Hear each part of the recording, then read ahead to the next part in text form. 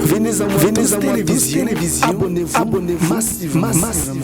Ils ont même un bon moto mobimba, c'est l'âme. Ils ont un contact na nzambe, na esprit, ils ont un contact na mokili, na libanda boy. Alors il y a une espèce de belle je fais kilo ya masumu. Le poids ya péché, ils ont fait na kati ya âme. Il y a un enseignement na biso pour na ko délivrer moto, to toucher âme. Et c'est quand le but plus loin que nzambe abengani bango na kati ya jardin. Nzambe ati bango libanda ya jardin. Bandeko. Siko nana kosi biso. Nzambe to Bible. Pour les mêmes écritures que non. Mukolo bokolia mbuma bokufa. Ka be écriture le binde ngwana. Be écriture pe que non bali mbuma mais ba kufite alors bazo tambola. Alors qui dit ça dit na longwe na ténèbres na comme na lumière. Exemple, na bana ko finga facilement. Il y a des gens au mono connaît et le bakamabe facilement.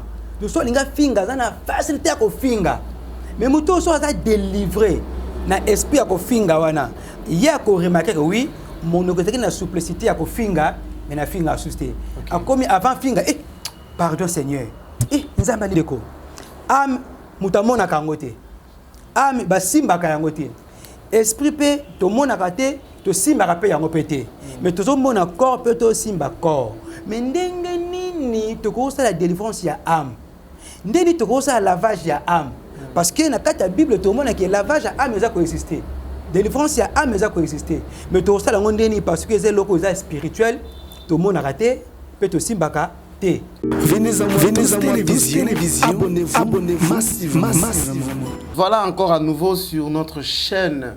Venez à moi tous. Nous vous disons bonjour et bonsoir à l'heure à laquelle Bogota la émission Nabiso. Alors, ce que nous vous disons toujours, abonnez-vous massivement pour y avoir la Rabiso moins pifo. Ma casse pour que tous les bozomona Rabiso toujours et toujours. Alors aujourd'hui, nous avons reçu sur notre plateau un serviteur de Dieu au nom de pasteur Nzaji Kofi Kwaku. Il va nous parler des choses de Dieu. Il a beaucoup de choses à discuter avec nous. Bonjour, pasteur Kofi. Bonjour, papa journaliste. Namoni nzoto za malamu. Te, kimi ya nzambe zali. Toyambi yo pona mbala liboso lelo na chaîne Nabiso. Merci beaucoup.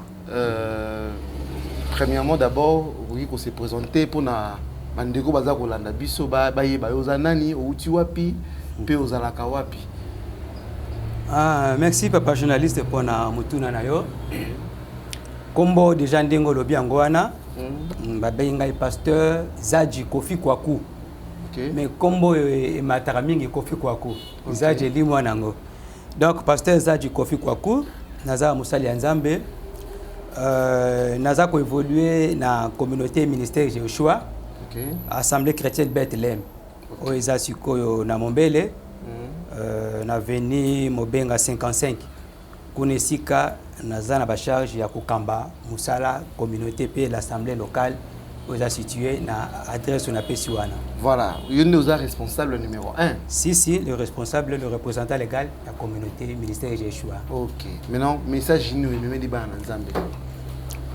Message ezali na bozindo makasi mingi. Mais le konote zaka ne bandeli pe na suka nango. Na mission naza nango nazo omena 3 messages ezali phare. Premier message c'est un rapport à délivrance. Quand on a délivrance, tu vas parler sur la cure d'âme. Alors, le terme la cure d'âme, tu vas expliquer en gros, pour te bimisa délivrance intégrale de l'homme. Donc, on a katikuna. À part ça, tu as un message, il y a un signe à fin des temps. C'est-à-dire, Monique, il est tout ce qui est na souka. Vraiment, mon client qui est na souka. Si on t'a bien, au moins, que mon client est à Konuna. Vous avez une enfance, jeunesse, et comme si vous avez un âge, vous avez un bébé, vous avez un peu de koufa. Alors il y a des signes au Bible de l'Axabiso, au Tosengeli, au peuple de Dieu, va comprendre que comme il y a temps, nini. On a peut être développer la grâce du Seigneur. Et enfin, la doctrine chrétienne. Voilà. Parce que là aussi, il y a beaucoup à dire. La doctrine chrétienne, le christianisme. Ils allaient les bousculer. Alors, tout ça, le message que tu expliquer dans Nzambe, na bozindo sur ces 3 thèmes là mais to bana malay mais tinde nzamba sur sabiso. OK, voilà. Merci, mais le lot to bandana nini? Bon, na moi le to bana kamatali délivrance. OK. Sur la cure d'âme. Cure d'âme. Voilà, to banda sikoyo. Délivrance et anini, cure d'âme et anini. Ça va, merci. Tous on a nos termes on a cure d'âme. Cure d'âme est un terme qui les a utilisé dans la forme belée. Chacun a un endroit à interpréter ango, a un endroit à développer ango. Mais biso tantôt parler sur la cure d'âme, na katia cure d'âme de aujourd'hui la délivrance intégrale de l'homme. C'est-à-dire moto à la délivrer mobimba naye. Maintenant quand on parle de l'homme, toujours soit bon moto naye ya kati na ya libanda. Toujours soit oyo miso mona na oyo miso mona te mezaka kaka moto. Alors tokoloba boye tokobana nanu na kotanga parce que ma commune mtekope sa biso ba lumière nyo surtout pour toujours soit bible toujours fungola ngo. Voilà. Toujours bana na mukana na Timothée 2 Timothée chapitre 3 toujours na verset 16. Kuna totangi boye. Toute écriture est inspirée de Dieu et est utile pour enseigner, pour convaincre, pour corriger, pour instruire dans la justice, afin que l'homme de Dieu soit propre et accompli à toute bonne œuvre. Wana Paul azoloba na mwana na Timothée azopese mate azopese malakisi azolakise ndeni asengela sala musala nzambe ake kolobele ke non écriture ma communion so epema mina nzambe za na mutu ya pour na ko enseigner on dit que to fendre la makasi mingi. Abi toute écriture est inspirée de Dieu est utile pour enseigner, pour convaincre, pour corriger. Le toujours 3 verbes wana. Verbe enseigner, verbe convaincre et verbe corriger. À travers cet enseignement de to kota na bozuni kotala toza ko enseigner nini pe toza convaincre na etango nini pe to ko instruire les sika nini. Alors na ma commis toujours tozo kende là toujours sikoyo yemoko kolo makambo Yesu Kristo na mokanda na biso ya Luc chapitre 4. Luc chapitre 4 tobani na verset 18 de kititi na moi sekuna. L'Esprit du Seigneur est sur moi, parce qu'il m'a oint pour annoncer une bonne nouvelle aux pauvres. Il m'a envoyé pour guérir ceux qui ont le cœur brisé, pour proclamer aux captifs la délivrance. Tout ce qui wana. Alors Jésus nana bandi penza mission nae malamu te. Mais mukolo babi Yesu akena temple ba pesie rouleau. Abaloli aye ko se retrouver na verset oyo. Oyo zali makambo yo ebimaki na Esaïe. Prophétie ebimaki na Esaïe pour na Jésus. Jésus a dit moni makambo totangia wa lelo et s'accomplit. Abi l'Esprit du Seigneur est sur moi. Molimo na tata eza likolo na ngai. Atindinga pona sakola sango malamu pona bikisa bayibaza mitema ya kopasuka pe na proclamer aux captifs la délivrance. C'est-à-dire Jésus yemoko aye pona ko proclamer la délivrance, c'est-à-dire la libération. Kolongola moto na côté moko komeme na côté mususu. Kolongola moto na kati ya boumbu na kati ya captivité komeme na kati ya délivrance na kati ya liberté. Wana mission Jésus aye na yango. Alors nous en tant qu'hommes de Dieu, toujours ligné wana. Ya côté la délivrance pour moto longane sika zalaki na molili akene na lumière. Parce que mokili en soit ekoti molili. Mokili ekoti molili so tali ba comportement ya bato, ba justement ya bato, ba dire tout ce qui se passe dans le monde au monde que molili ekoti makasi mingi na mokili. Alors il faut enseignement epesama pour na kolongola moto na kati ya molili. Molili na suko ekangi bato nyonso. Bato nyonso baza na kati ya molili. Mais à travers un enseignement biblique chrétienne, eza ko sala ete moto alongwa na molili akende na lumière. Suko travail à cure d'âme. Enseignement à cure d'âme, to banan ko définir le thème wana, la cure d'âme. Ce que l'on dit cure d'âme, toza na deux mots. Toza na cure, toza pe na âme. Alors, partant il y a définition de to kota na foi enseignement na biso. cure sorte que nango na lo lenge moko terre à terre ezaka traitement. To ba cure eza traitement, cure eza lavage. Traitement comment? Moto so soka za malade ako za devant ba médecin ba ko consulter ye, médecin ko sala diagnostic na ye, ako senga ba examen à labo, ba résultat ko bima, ako yeba ke moto azo be la maladie songolo pakala fulani, alors ako prescrire. Ba kisi ya ko pesa wana nde moto akota na kati ya cure. Donc na kati ya traitement, na kati ya lavage moko ya santé na ye. Donc ako pesa moto kisi, ah papa, mais là qui se tongo midi pourquoi? Tongo midi pourquoi pendant 5 jours. Ça déjà sous cure. Ah, qui se remélango chaque soir un comprimé avant là. Chaque soir pendant 7 jours. Ça déjà cure. Donc cure dali traitement mobimbo mutazozwa, cure dali lavage au mutaza ko subi na kati na vie na ye. Wana tozuna no cure. Siko toke na âme, po dali cure d'âme. Âme nde sika makambo fani penze belé. Âme ezali moko ya ba partie ozo composé le corps humain. Mutoza composé na 3 parties. OK. Mutoza na corps, mutoza na âme et mutoza na esprit. Les 3 parties c'est le corps humain. Là ce que je expliquer peuple de Dieu au besoin na biso pour comprendre constitution ya moto. Nde mutoza li constituer nde muta tongami. Soko toyebi moto ndenga tongami, nde alors enseignement oyo kokota pe ko sa misala ya bien. Tolobi motoza na 3 parties. OK. Toke na 1 Thessaloniciens chapitre 5 pour ne suko nde to bimisana no ba 3 parties wana ndenge Paul alobi yango. 1 Thessaloniciens chapitre 5 verset 23. Verset 23. Paul alobi boye. Que le Dieu de paix vous sanctifie lui-même tout entier et que tout votre être, l'esprit, âme et le corps soient conservés irrépréhensibles lors de l'avènement de notre Seigneur Jésus-Christ. Okay. Que le Dieu de paix vous sanctifie lui-même. Nzambe yemoko a santisa abulisa asukolsa bino, mais tant azobulisa bino alobi nini être na mobimba, c'est-à-dire esprit, âme na corps. Tout ça na fait na awana âme. Mais motozali na 3 parties. Motoza composé na 3 parties autolobi, azana corps, azana âme, et azana esprit. Si quoi les 3 parties wana, ezana 2 formes. Tozana forme ozali spirituelle, oyo mona na kate, tozana forme ozali matérielle, oyo tozali komona. Si quoi na kati ya bomoto wana, forme ozali matérielle, c'est le corps. Oyo tozo mona, tozo simba, tout ça tout ça nango esika moko. Oyo ezali spirituel, ezali esprit na âme. Mais notre affaire ça na âme. Il faut se retrouver à localiser âme na kati ya moto za place nini.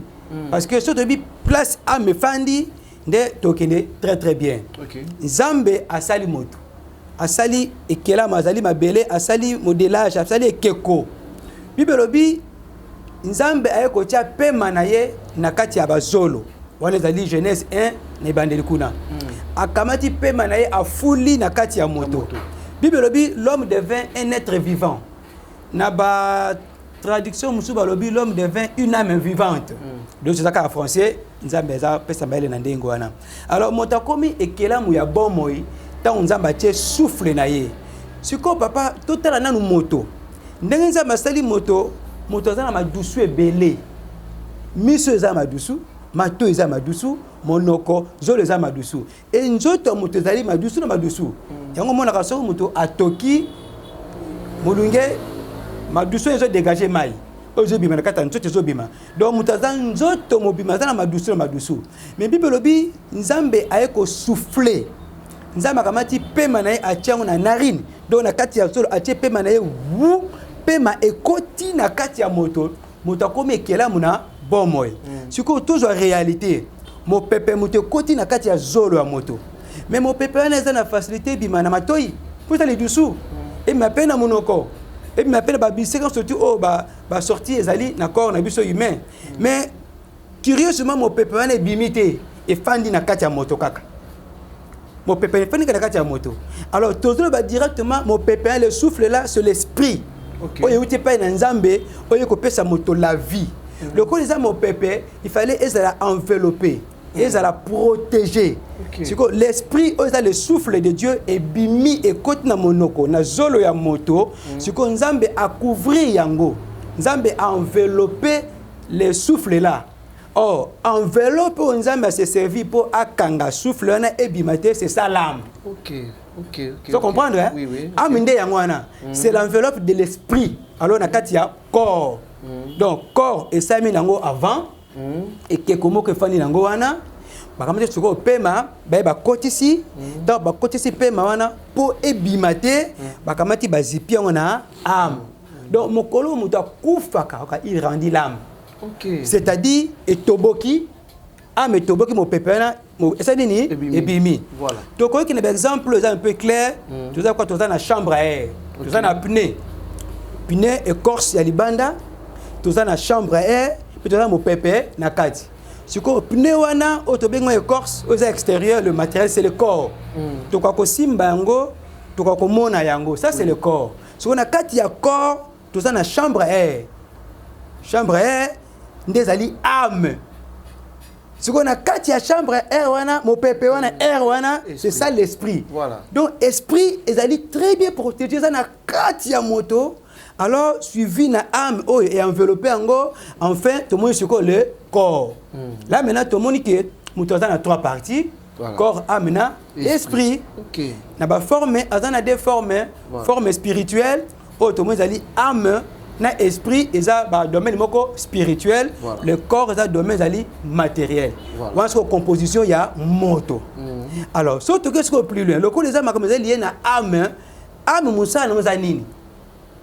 Pour tout ça na cure d'âme, le traitement prolongé de l'âme.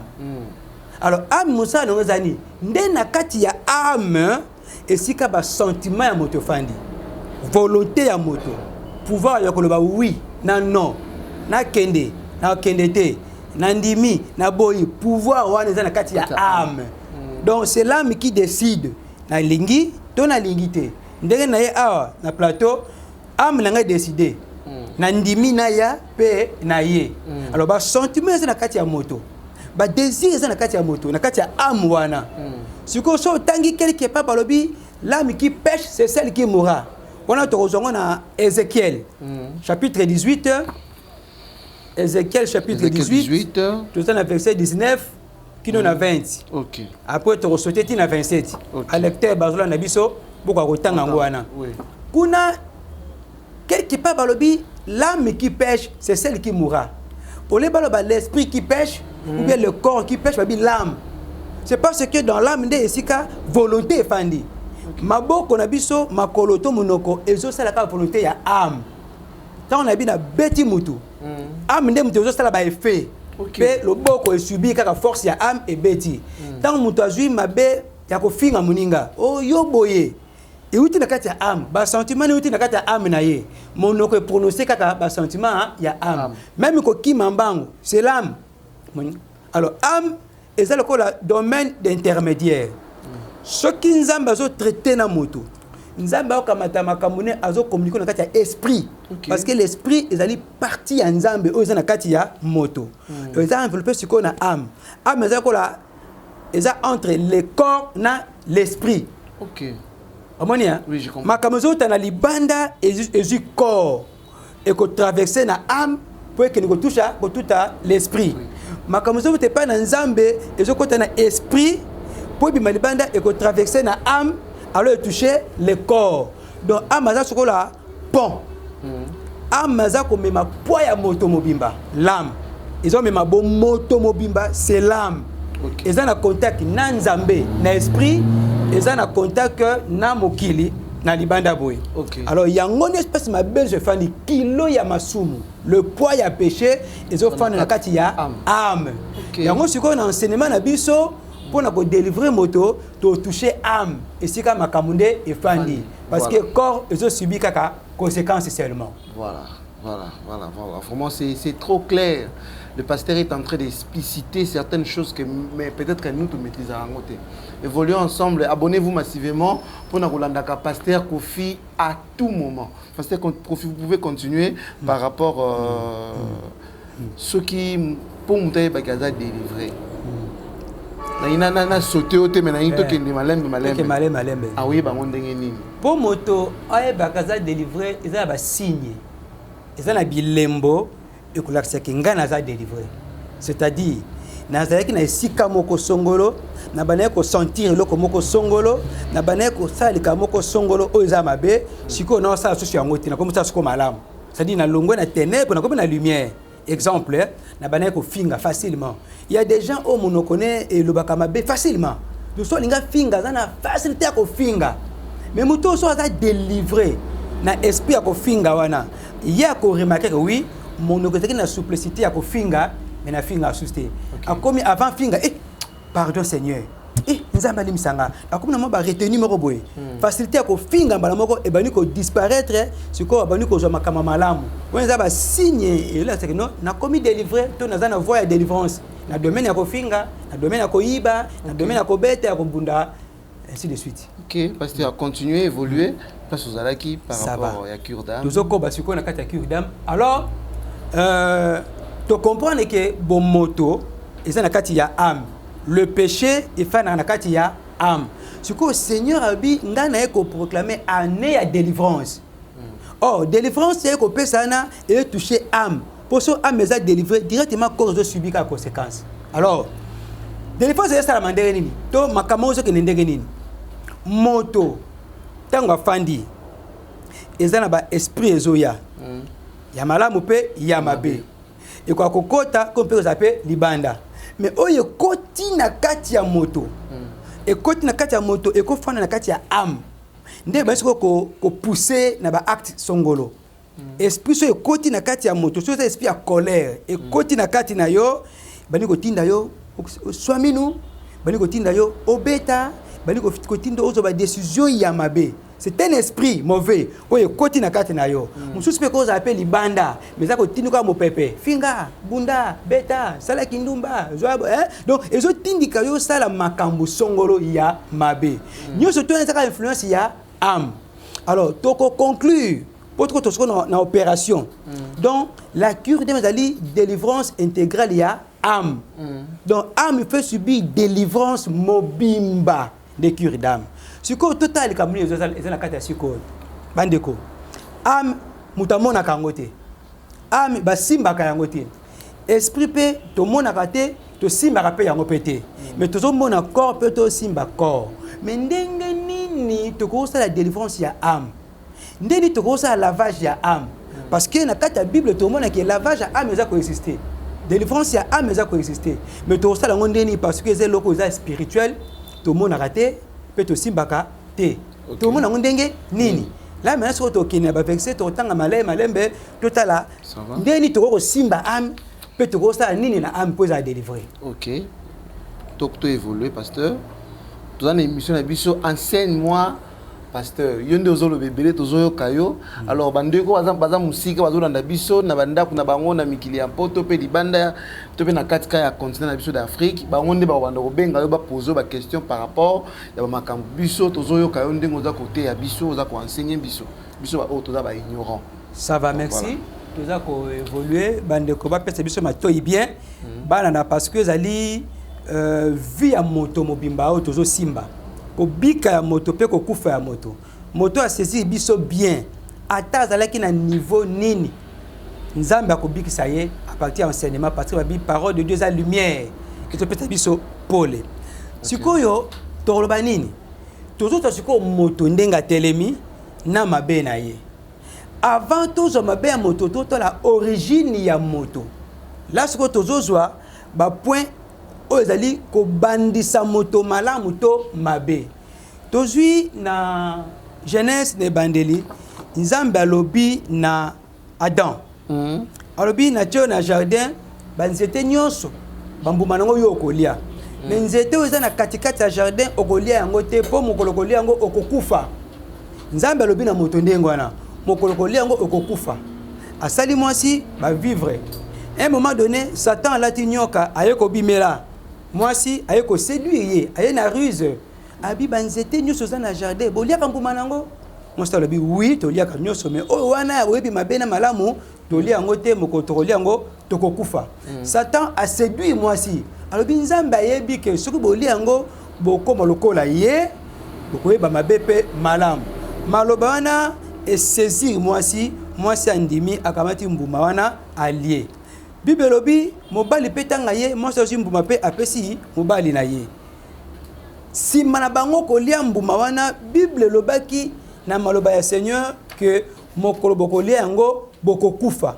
Mais curieusement tango balia yango olie bakufa bakufite. Oui oui. Là il y a des mystères. Bible lobi Genèse 3 toujours à 6. Matin Kitanase. La femme vit que l'arbre était bon à manger et agréable à la vue et qu'il était précieux pour ouvrir l'intelligence. Et elle prit de son fruit et en mangea. Elle en donna aussi à son mari qui était auprès d'elle et il en mangea. Yoka verset 7. Les yeux de l'un et de l'autre s'ouvrirent et ils connurent qu'ils étaient nus. Mais c'est compliqué. Nzambe alobaki mokolo bokolia mbuma na bokokufa. Bango pe bazui mbuma balie. Au lieu de constater la mort, mais loko to moni a Bible lobi miso ya moko pe mususu efungwami pe baye komole ke baza bolumbu. Comment mutu aza mukufi aza miso kofungwama? Comment mutu aza mukufi ba kazali nu? Parce que un mort a côté na kata conscience moko total. Nyoso ba osala ye ayebite ba sentiment ezaso ko exister pendate. Mais Bible lobi bato ba komi miso ya kofungwama pe bayebi ke bazali nu. Ba ke plus loin. Bande ko bona na biso malamu parce que personne makambe bani bien. Babi eya cousu de feuilles de figuier et il s'enfuit de ceinture. Bato nzamba lobi bakokufa soki baliembuma. Mais miso fungwami ba moni baza bolumbu esali bango soni bakimi babuki ba matiti ba milati si. Alors ils entendirent la voix de l'Éternel Dieu qui parcourait le jardin vers le soir. Et l'homme et sa femme se cachèrent loin de la face de l'Éternel Dieu au milieu des arbres du jardin. Bandeko, est-ce que tozo tango to mona ngo folie to comprendre malamu te. Nzamba lobaki bokokufa. Mais bato babi bokokufa bakimi d'abord. Mutu akokufa ko kima mbango te. Babi bakimi ke ko batama. Mutu akokufa ko batama te poza na sentiment te azape na intelligence suspendate. Pe balobi bayoki mongongo. Mokufi akwakoyoka mongongo te. Mais babi bayoki mongongo ya éternel za ko tambola na kati ya désert. Adam, où es-tu? Adam, où es-tu? Adam, non, na batami. O batami pona nini? Histoire za molai pona temps. O batami pona nini? O liembu maonga na pekisa kiyo. Abi oui, moi si o tcheki pembeni nanga apesika mbuma pe na lie. Awa toza na la mort. O zaki promis. Moko boko liembuma boko kufa. Mais tozo bona curieusement batango ba liembuma bakufi na bango te, bakimi, bake babatami, balati ba matiti, pe bazo solola na Nzambe mena musika siko. Moi ba tasu pemena na Nzambe ezate. Nzambe akomi musika ya moto. Akomi musika ya moto. Ba communication komi ya musika na musika. Alors Bible binini. Nzambe atomboki, Nzambe alobi lokolo liembuma wana mabele la kami mabe consort. Moi ce ko zemi robota na pasi tout ça nyoka ko tambola na mabele okolia putulu. Bible lobi plus loin avec Nzambe abengani bango na kata jardin. Nzambe ati bango libanda ya jardin. Bandeko. Siko nani akosi biso? Nzambe to Bible. Pour les mêmes écritures que non mukolo bokolia mbuma bokufa. Ka be écriture binde ngwana. Be écriture pe que non baliembuma mais bakufite alors bazo tambola. Alors qui dit vrai? Alors comme c'est compliqué. Donc par là ce que tozungu ce qu'on est bandeli côté la nature ya Nzambe. Dieu est esprit. Nzambe tanga asali moto na deux parties matérielle na partie spirituelle. So Nzambe aza ko se communiquer na moto na partie spirituelle. Tango Nzambe abina moto mokolokoli okokufa awasa allusion na cherté parce que Dieu est esprit. Aza na communication na moto na kati esprit. Donc esprit na yo mokoloko désobéir mokoloko buka mobeko na nga esprit esa nini ekokufa. Oh, l'esprit ne meurt point. Esprit akufa kate, et ça vraiment éternel. Donc le ko kufa c'est l'âme parce que esprit est batami na kati ya âme. Parce qu'il y en a pour prendre mon pépé. C'est un peu compliqué. C'est compliqué, ton fongolon malé malé, ton son malé malé. D'accord, d'accord. Évoluons, donc dans le biboye, esprit et koufaka te. Et ça éternel. Et que passer éternité soit devant Dieu, soit en enfer. Éternellement, esprit et koufaka te. Dans le bon et koufate, soit dans le mal. Mais l'âme, oh ezali place ba sentiment ya moto. Yango ne muteko kufa. Yango ne muteko bimana kati ya moto. Parce que moto tout le monde a comme si c'est keko. Ndenga zaki ne bandeli. Autaki na poussière, aozonga pe na poussière. Alors, moto ya kokufa azako lobana nzambe alati ba ceinture abatami pe azana soni. Ce qu'il faut toyer ba sikoyo qui dit vrai. Et ça ba écriture to révélation. Oh, surtout qu'il y a une révélation à l'écriture tout le monde a que non nzambe akosaka te. Nzambe alobaki vrai. Mokolo koliambu moyo okufa. Et c'était vrai, motopé a koufaki. Mais ce que la mort est à nous constater. Bah remarquez que la mort était. Mais l'esprit moto koufaki déjà. C'est-à-dire na katia âme naie, c'est la mort ici et kotaki. OK. Le coup le kotaki, il faut tout mona yango. Alors surtout qu'il y a encore une vitesse mo moké, tout le monde qui nzamba bengani bango na katia jardin, ba ke ba boti kaye. Plus tard ba boti Abel. Mais nzamba lobele ki boko kufa. Ndeni bato ba kufa bazo bota. Et comme alors plus compliqué, bah kokufa mais bazali kobota. Mais il faut te dire sa vérité à Nzambe parce que Dieu ne ment point. Nzamba ko sakate. O Nzamba lobaki eza kaka ndenge Nzamba lobaki angwana. Siko sorte que plus loin, tout le monde un jour bitumba ya Kayen na Abel, ba ko tumbela Nzambe bambeka, bambeka batumbeli Nzambe miso Nzambe ke malamu na mbeka ya Abel, Nzembeka Alain ya Kayen plutôt à ce que dans la Bible, balobi, Caïn a bomi de connaître Abel. Pour la première fois, la mort physique est à la constater. Que ba mona ke mutakufi. Mokoloana soko zongi na jardin, ozongi na tangwana, ezalaki phénomène oyo adana f bazako vivre. Après plusieurs années, bana pe basi ba koli to supposé. Ba ko peut-être na vingtaine d'âge parce que parce que comme un âge ya ko rebonzela nzambe donc comme peut-être ba majeur déjà moi to préciser ba âge té mais déjà majeur o kuna kamati wa ngombe na ba nyama akati akotumba o kuna za labourer azuma belé ba mbuma mabele akepe ko tumbela nzambe donc peut-être na âge ya muto aza ko travailler déjà basi ba kolaki ça compter âge ya papa na maman donc basi ba kolaki déjà mais ba tele ko yeba la mort té ba kaka kombo la mort ndenge nzamba lobaka mukoboko lia bo kufa et soit quand esprit ndenge na toko kufa mais nous on bébé tina na yango te mais pour la première fois ba mona que non Abel alali akwei Abel azo ningana te Abel azo pema te atrika na position ndenge ndeko na beta ki so nzete so ki tramotina to yebite alali ndengwana so toujours en na réalité peut-être ba okamata Abel ba meme na ndako atamso akolamuka bako ningisa Abel azo ningana te bako tala respiration a respirer te journée mokeleki deuxième jour babona oh mutra bani ko vimba abani ko dégager ba deux moko bien te Abel sans mouvement nde alors ba yo comprendre ah loko nzamba baka to kufa yango yo omoni c'est-à-dire ba yo comprendre ah nzamba lobaki boko tokolia mbuma oyo tokokufa.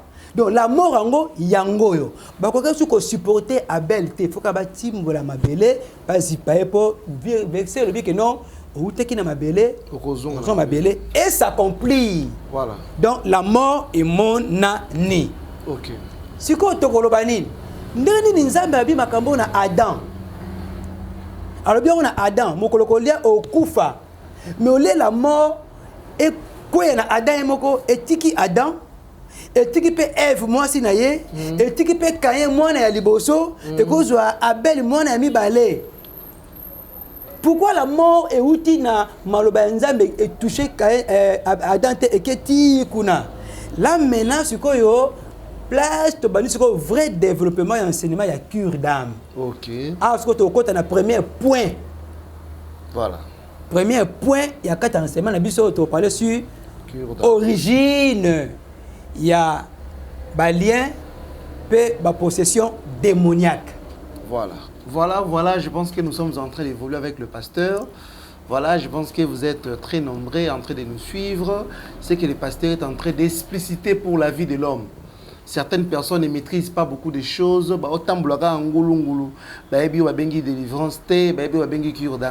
Je pense que malembe ke na Genèse azongi a opesa na ba précision ba verset biblique pour que aux serviteurs de Dieu aux partout aux ali aux Hollandais dans le calme pour comprendre. Peut-être tu te dis que tu es serviteur de Dieu, tu n'es pas délivré, tu insultes, tu injures, aux quoi haïr, mais tu te dis que tu es serviteur de Dieu, tu es orgueilleux. Alors avec le pasteur Kofi Azo Kendena Bisso, nous avons beaucoup de temps avec lui, ce n'est pas pressé. Même maintenant, on peut dire que Tokate Bisso Sikoyo, mais Tokate Mission Tetozanaye, Ti Tobando Kendenaye, Malembe. Je pense que dans 30 minutes, nous allons couper notre mission comme déjà Régie équipe et expliqué Bisso déjà. Nous sommes en train d'évoluer. Déjà, à côté Siko, on a Oya Lobby. Lien, esprit démoniaque. Voilà, nous évoluons, pasteur. Toujours soit origine, il y a un lien, il y a une possession démoniaque. Oui, pasteur. Parce que nous sommes dans l'origine, na yango. Et ben là quelque part, ils ont évolué et par là, par-ci, par-là. Alors, sikoyo, toujours sikoyo moto. Toujours première origine, de bien origine héréditaire. Ok. C'est-à-dire héréditaire, c'est-à-dire par le sang. Et où tu es là, makila. Wana tozo mona nini? Tozo mona nzambe alobi na Adam mokolo koliambo mokokufa mais liwa eye komona na pas ya Abel. Voilà. Donc Abel a subi ba lien héréditaire. Ba lien et où tu pas ya botata na ye. Tata na maman basangani ba boti ye. Donc mabe ozaki pas ya tata na maman eye ko se manifester et pas ya mwana.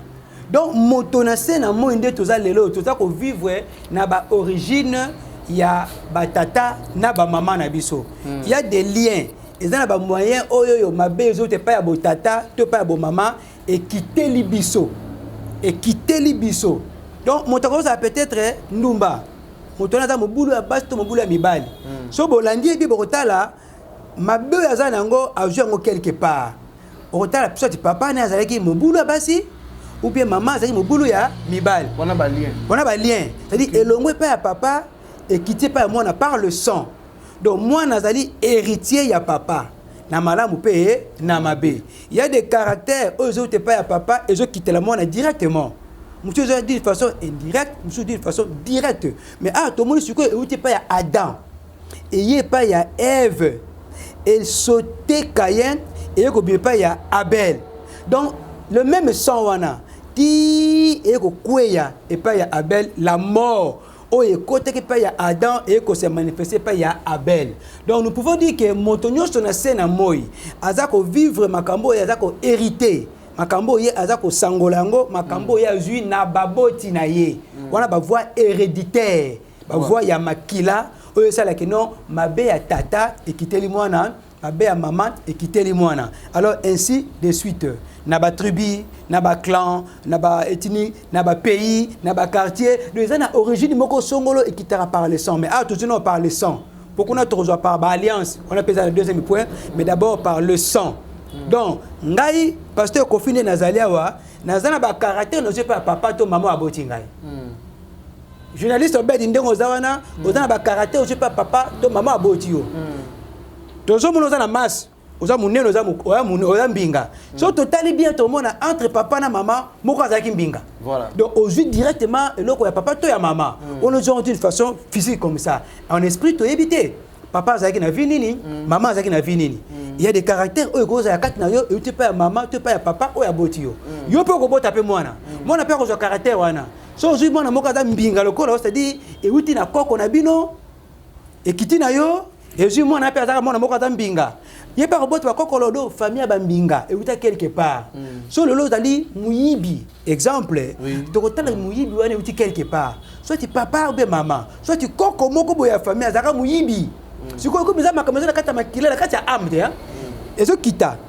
Abali boboti ekiti na kati ya makila donc nakoba ke bizaleli nyonso tu moto aza nango na se na moi aza kozwa ngo kouta na makila ya botata to ya bomama et le monde aujourd'hui tozo subir ba lien o tozue pa ya Adam na Ève mabe na bango so ekiti biso par le sang parce que mututo abote na makila auti na dan na Ève alors au mona ba caractère nyonso tu mabe to za nango et uti pa ya bato wana siko eza ko se distinguer na moto mususu pe moto mususu o moto mususu moni ba caractère e monani o mususu e monanité na o e monani o mususu e monanité donc voilà dans un premier temps ba lien hérédité ndeto ka kolobango e zo na nzela ya makila uti pa tata et kiti pa yi ya mwana ainsi de suite. Voilà, ils ont ba lien, ils ont la spirituel, ils ont la makila. Ba lien spirituel, c'est une force, c'est un pouvoir.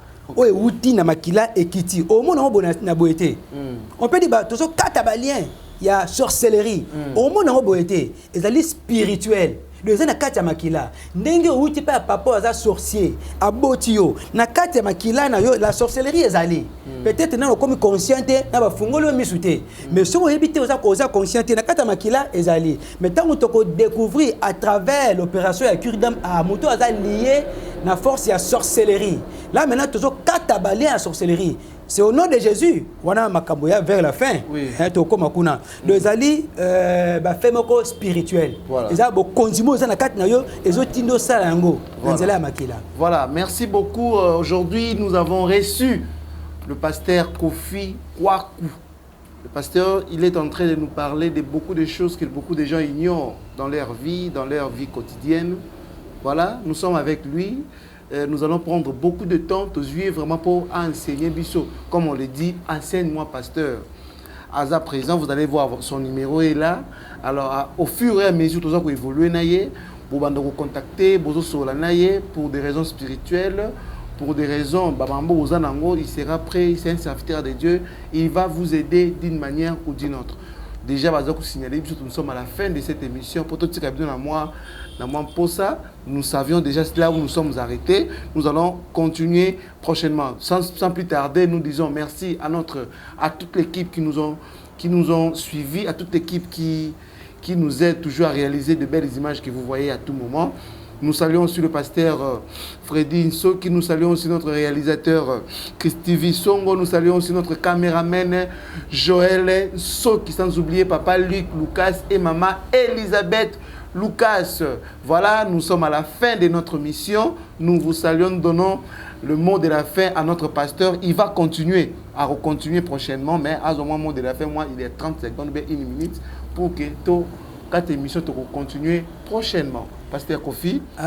Merci pour le mot de la fin. Oui. Nazo singa karna bandeko balanda biso attentivement. Oui. Message est trop profond. Voilà. Pour Kinemale Malembe. Oui. Naza pe ko saluer chère épouse nanga maman Malobo Kwango. Oui, oui. Nzambe apambola ye. Oui. Pe collègue nanga pasteur Pue Kontimba. Oui, oui. O tozo kamba musala nzambe apambola ye pe bana nyonso tu ya ministère Joshua. Voilà. Nzambe apambola bino. Votre numéro de téléphone, c'est important. Numéro de téléphone, WhatsApp, tout ça, 085 16 00 803. 085 16 00 803. On a WhatsApp au Zunga directement. On appelle Vodacom Nanga. 081 950 72 76. 081 950 72 76. Voilà, sur Ozunga à tout moment, tu reçois très bien. Voilà, pour la bandeko Oyo Baza, Libanda Yamboka, Bobanda toujours na plus 243, n'est pas oublié. Il y a un numéro à WhatsApp, il y a un numéro local, Bobanda toujours na ngopo bomona facilement. So bandika na 085 au monde a été. Mais si on a plus 243 au bandi 85, si on continue, Luana pour reçoit pasteur Kofi très rapidement. Nous vous disons encore merci. Nous disons aussi merci à notre tout-puissant, le Seigneur Jésus-Christ, qui est notre Seigneur, celui qui nous prête toujours la vie à tout moment. Nous saluons en passant toute la famille et ma fiancée aussi, je te salue là où tu es. Merci et à la prochaine avec pasteur Kofi Kwaku. Venez à moi, télévision.